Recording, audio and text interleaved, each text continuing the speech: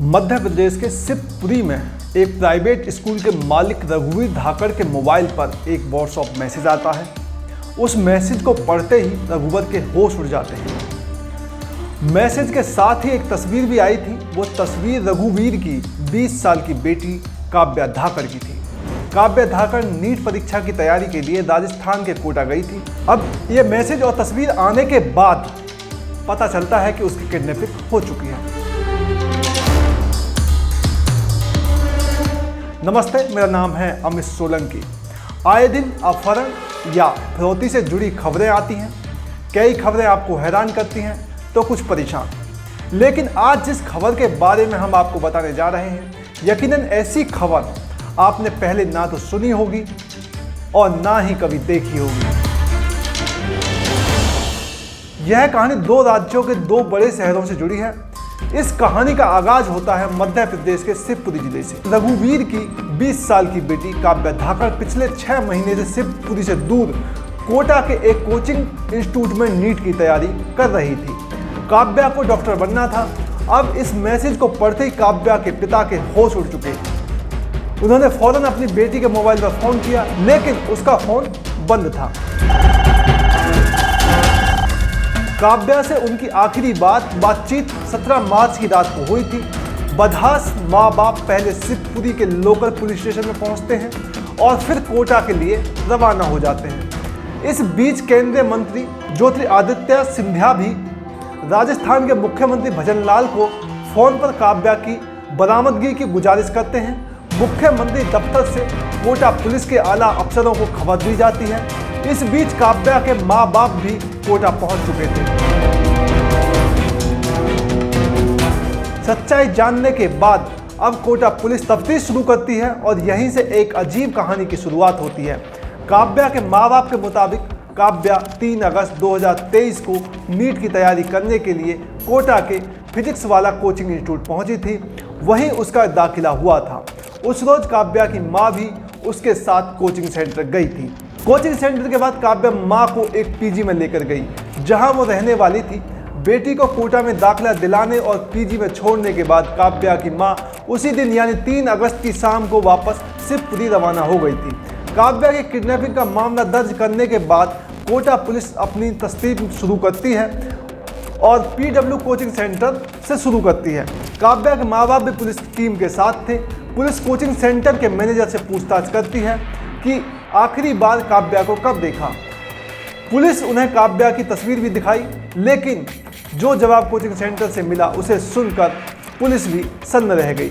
पता चला कि काव्या धाकड़ नाम की कोई भी लड़की उस कोचिंग सेंटर में पढ़ती ही नहीं थी।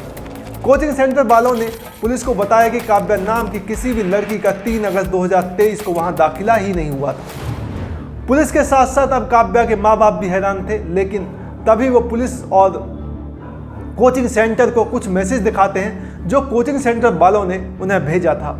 इस मैसेज को देखने के बाद कोचिंग सेंटर के लोग बताते हैं कि उनके यहाँ से कभी भी किसी स्टूडेंट या पेरेंट्स को किसी पर्सनल नंबर से कोई मैसेज भेजा ही नहीं जाता है, जबकि काव्या के पिता के मोबाइल पर ये मैसेज किसी पर्सनल नंबर से भेजे गए थे। अब पुलिस की टीम पीजी का रुख करती है। ये वही पीजी था जो 3 अगस्त 2023 को अपनी माँ को काव्या ने दिखाया था और इसी पीजी से उसकी माँ वापस शिवपुरी लौट गई थी। पीजी पहुंचने के बाद अब पुलिस और काव्या का परिवार दूसरी बार हैरान होता है। पता चलता है कि काव्या धाकड़ नाम की कोई लड़की कभी इस पीजी में रहने के लिए आई ही नहीं थी। कोचिंग सेंटर और पीजी के मालिकों के जवाब से पुलिस को भी यकीन हो गया कि वो सच बोल रहे हैं। कोटा पुलिस अब हैरान थी, परेशान थी। किडनैपिंग की तस्वीर और मैसेज उसे डरा रही थी। कोटा में छात्रों की खुदकुशी को लेकर कोटा पुलिस पर वैसे ही दबाव रहता है। अब अगर कोटा में पढ़ने वाली एक स्टूडेंट को किडनैप करने के बाद उसके साथ कुछ हो जाए तो उंगली सीधे कोटा पुलिस पर उठेगी। लिहाजा कोटा पुलिस अब फौरन कई टीमें बनाती है और अलग अलग एंगल से जांच करती है। काव्या के माँ बाप से पूछताछ के दौरान पता चला कि कोटा आने से पहले काव्या कुछ वक्त तक इंदौर में भी रही थी और वहीं से नीट की तैयारी कर रही थी। 1-2 लड़कों की वजह से उसके पिता ने उसे इंदौर से वापस शिवपुरी बुला लिया था और फिर अगस्त में उसे कोटा भेज दिया।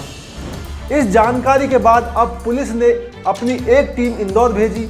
इंदौर का काव्या का पुराना पता ठिकाना निकाला, उसके पुराने कॉल डिटेल खंगाले और आखिरकार 20 मार्च को पुलिस को इस केस में पहला सुराग मिला और यह सुराग राहत देने वाला था। दरअसल इंदौर में काव्या के पुराने ठिकाने से पुलिस के हाथ एक सीसीटीवी फुटेज लगता है। फुटेज 19 मार्च की रात 9:39 की थी।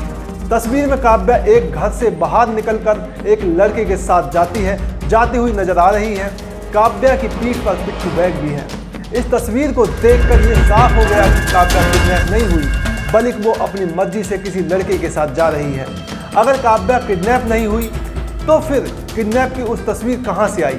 उस तस्वीर में काव्या के हाथ पैर दोनों ही रस्सी से बंधे हैं, मुंह पर भी कपड़े से बांध दिया गया है। जिस तरह काव्या को बंधक बनाकर रखा गया, वहाँ पर कई कार्टून पड़े हैं जिसके ऊपर हेल्थ केयर लिखा हुआ है। इस तस्वीर और इसके बैकड्रॉप को ढूंढते हुए पुलिस अब इंदौर में ही इस पहेली को सुलझाने की कोशिश करती है। कोशिश रंग लाती है। काव्या के 2 पुराने दोस्त पुलिस के हाथ लग जाते हैं और इसके साथ ही कहानी की कड़ियाँ खुलने लगती हैं। आगे की जांच में पता चला कि जिस कमरे में काव्या को बंधक बनाकर फोटो खींचा गया था, वो कोई कमरा नहीं बल्कि एक घर का किचन है। ये घर और किचन काव्या के उन्हीं 2 दोस्तों में से एक ने किराए पर ले रखा था, जो पुलिस को कहानी बताते हैं। काव्या की मर्जी से ही वहाँ वो फोटोशूट हुआ था। फोटोशूट होने के बाद काव्या के दोस्त ने किराए का वो कमरा खाली कर दिया था और वो दूसरी जगह जाकर रहने लगे थे। उसे डर था कि तस्वीर के जरिए पुलिस उस तक पहुंच सकती है। तस्वीर शूट करने के बाद कई दिनों तक काव्या और उसके दोस्तों ने इंतजार किया। फिर 18 मार्च की दोपहर 3 बजे यह तस्वीर फिरौती की धमकी के साथ काव्या के पिता को मोबाइल पर व्हाट्सएप के जरिए भेज दी गई। लेकिन काव्या ने 2 गलती की। पहली कि वो कोटा के कोचिंग सेंटर में कभी पढ़ी ही नहीं और दूसरी ये कि कोटा के किसी पीजी में कभी रही ही नहीं, बल्कि 3 अगस्त 2023 को जब उसकी माँ उसे कोटा छोड़कर रवाना हुई, तब वो 3, 4 और 5 अगस्त को कोटा के एक गेस्ट हाउस में रुकी और फिर 6 अगस्त को इंदौर चली गई। इंदौर में वो अपने दोस्त के साथ किराए के घर में रह रही थी, यानी लिविंग इन रिलेशनशिप में रह रही थी। आखिर कोटा कांड का खुलासा हो गया। काव्या और उसका दोस्त पुलिस से बचने के लिए चंडीगढ़, अमृतसर, जयपुर, इंदौर कई शहरों में घूमते रहे। काव्या और उसके 2 दोस्तों को कोटा पुलिस ने पकड़ लिया। काव्या ने अपने पिता से 30 लाख लेने के लिए अपने ही अपहरण की साजिश रची। इसमें उसके 2 दोस्तों ने उसकी सहायता की। काव्या का कहना है कि वो रसिया जाकर MBBS करना चाहती थी और इसके लिए 30 लाख रुपए की जरूरत थी, जबकि पिता चाहते थे कि बेटी कोटा में आकर पढ़े और यहीं से डॉक्टरी कर ले। पिता अपनी बेटी के लिए हाड़ तोड़ मेहनत कर रहे थे, उसे डॉक्टर बनाना चाहते थे, कोटा पढ़ाने के लिए भी भेजा था, लेकिन बेटी अपराध के रास्ते पर चली गई। अजब किडनैपिंग की ये गजब कहानी हर तरफ चर्चा का विषय बनी हुई है। तो आप जब भी अपने बच्चों को कहीं पढ़ाई के लिए बाहर भेज रहे हैं तो सावधान रहें, सतर्क रहें। ये जांच पड़ताल जरूर कर लें, पहले से जाके खुद से पूछताछ करें और जहां भी आप भेज रहे हैं कि आपका बच्चा उसी सेंटर में पढ़ रहा है या जहां वो रहने के लिए दावा कर रहा है, सही में वो वहीं पर रह रहा है या नहीं।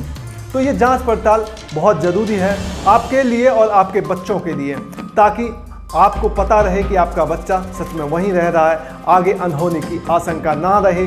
ऐसे मामलों में कई बार होता है कि जिन दोस्तों के साथ प्लान बनाए जाते हैं वही दोस्त लालच में प्लान बनाने वाले के साथ ही अनहोनी हो जाती है। तो सावधान रहें, सतर्क रहें। एक और सच्ची घटना के साथ हाजिर होऊंगा आपके सामने, तब तक के लिए नमस्कार। देखते रहिए क्राइम आजकल। कहानी को लाइक कीजिए, सब्सक्राइब कीजिए और शेयर कीजिए।